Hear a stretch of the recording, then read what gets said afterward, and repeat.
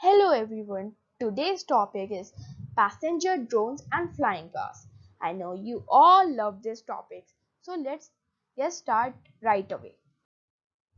Have you ever thought about a car with flying wings, a car that can be driven and flown in a new and practical way? What is a drone car? A passenger drone, also known as a drone taxi, flying taxi, or pilotless helicopter, is a type of personal air vehicle (PAV). The first passenger drone was introduced at the Consumer Electronics Show (CES) 2016 by Chinese entrepreneurs and is called the EHang 184.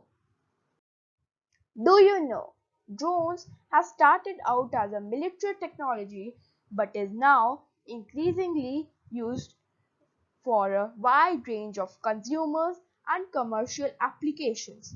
Flying cars uses the same advanced technology in drones but are large enough to carry people.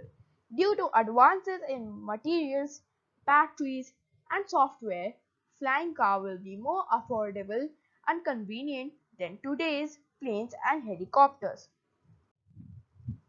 Awesome flying taxis and cars currently in development. New wave of startups. Uber's VTOL taxis. Aeromobile's prototype. Airbus Vahana. Kitty Hawk's flying prototype. Volocopter 2X. Moog Surefly. Opener Blackfly. And this is my personal favorite. Porsche Boeing flying taxi.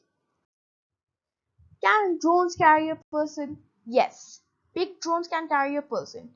The ability to lift things depends on the power, the dead weight, the number of drone motors, the type of propellers of the drone. Also important when lifting heavy loads is the drone's position and how load is attached to the drone. What's the most expensive drone?